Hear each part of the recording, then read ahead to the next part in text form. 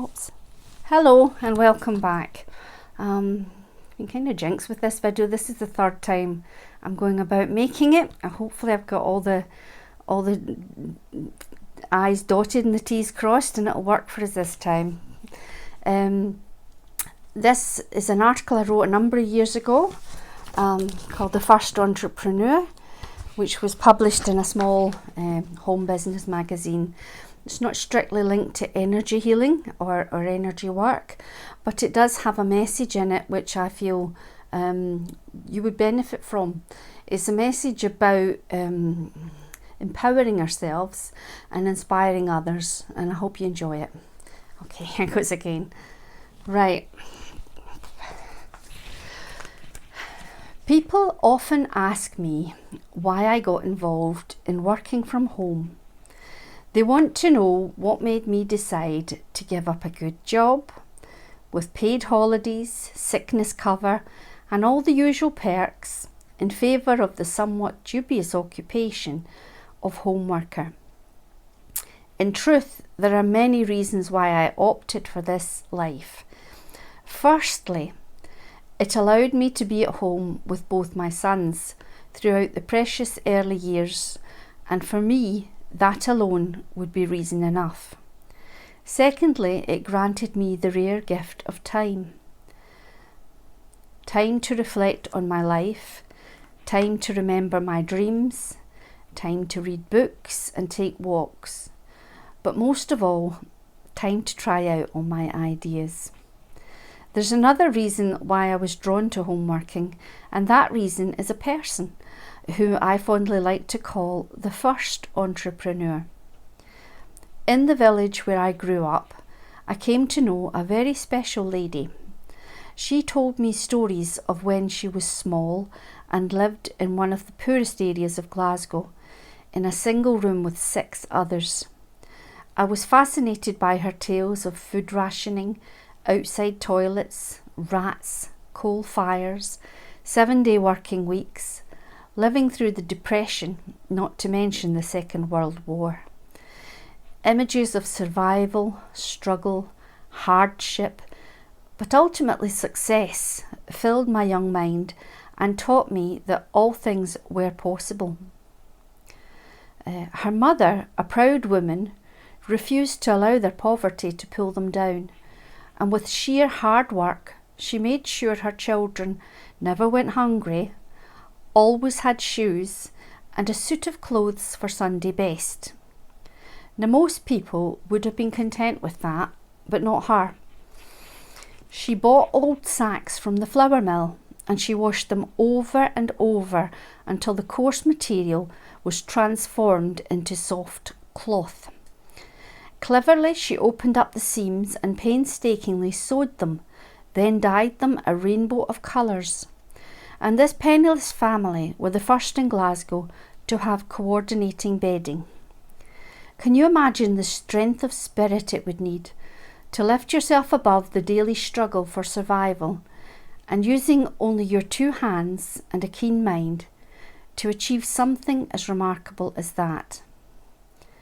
My friend inherited her mother's drive and imagination and not surprisingly went on to achieve great things. She was a clever student and she dearly wanted to continue her education, but there was only enough money to allow one child this opportunity. And in those days, that privilege always went to the son. So her brother, who later joined the Navy, was given the precious education, whilst she promptly found employment. At 15, she began working 6.5 days a week as a maid, and then later as a sales assistant in a grocer's shop. And it was here she learned some valuable sales techniques. When the butter, which was sold by the pound from a large unwrapped slab, was selling too slowly, they had the bright idea of repackaging it, carefully reshaping it into small pats decorated with a leaf print. They doubled the price and watched the entire stock sell out. When fresh eggs arrived, half went into boxes marked large eggs, and the remainder was piled loose on the counter with a sign saying extra large eggs at a suitably inflated price, and the premium extra large eggs were always very popular. By 19, she was manager of a local wool shop. Single-handedly she ran the store, working long hours, and as with every task she undertook, making a tidy profit. At 22, she married and moved into her own single end in the same tenement where she was raised. A tenement is a multiple occupancy building where there's lots of flats leading off a sort of central close, it's called. It's an entrance down the middle with stairs all the way up, and there's communal toilets either in the garden or somewhere in the hallway, and a single end is basically a single room that's been tacked on to the end of one of these buildings. So she moved into the same tenement where she was raised. Her family grew, and she realised that with one son in the cot, another in the pram, and the latest in a drawer, she really needed a bigger place. So they packed up their few belongings and moved to a house in a nearby village. 3 daughters followed, and her family was complete.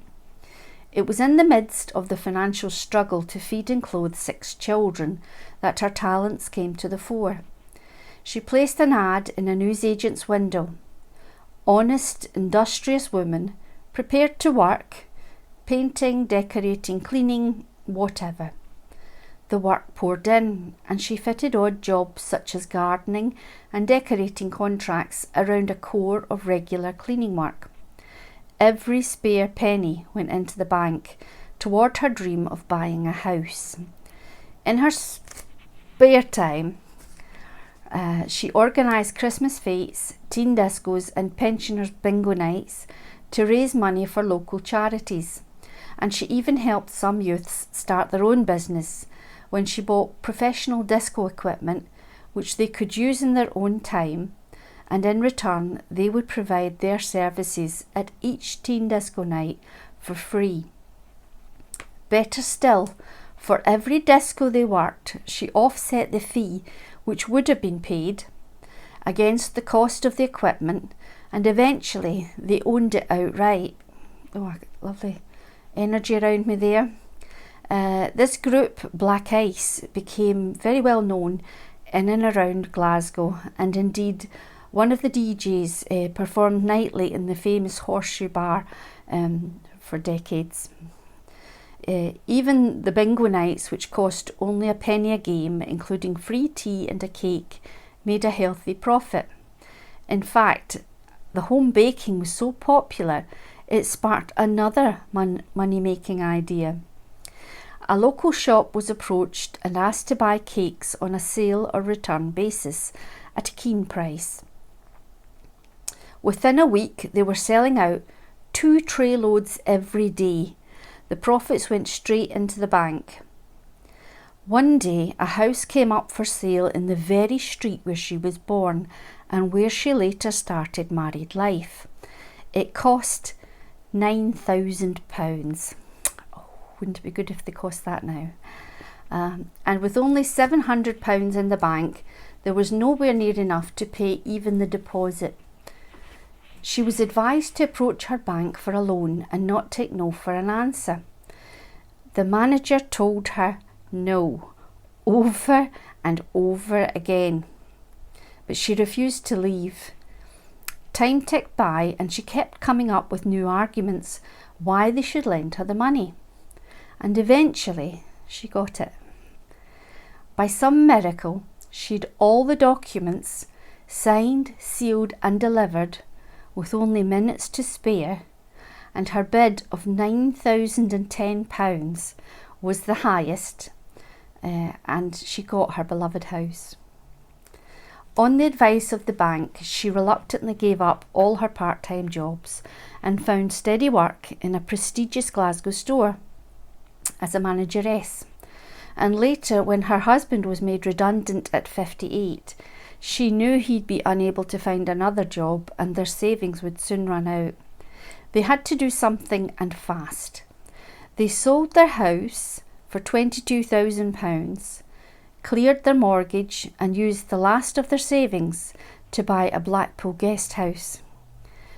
For 10 years they worked from morning till night, 7 days a week, building the business up, upgrading the property, and eventually handing over the reins to their daughter and taking well-earned retirement. They now own a beautifully restored Victorian house with every comfort they could desire. The secluded garden catches the sun's rays from dawn till dusk, and the seashore is just 15 minutes walk from their front door. Who could have imagined that this young girl, who came from such poor beginnings, could have achieved so much? She was my inspiration, and she taught me that nothing is impossible. Thanks to her, I had the courage to begin writing, and I know she shares with me the thrill of seeing my name in print. I'd like to dedicate this article to my mother, Kathleen Harkness, the first entrepreneur. I think he's about me at the moment, but when I told my father I was writing this article, he replied, "Why didn't you write about me? I was even poorer than her." Now that, as they say, is another story. I do think he's with us now. So I hope you enjoyed that, and it gave you some food for thought about how we can empower ourselves and not be restricted or limited by where we find ourselves in life. We can use our keen mind, our imagination in our own two hands, and we can shape our lives, and we have the power to create better, bolder lives. And with that, I'll wish you all the very best, and I'll speak to you again very soon. God bless.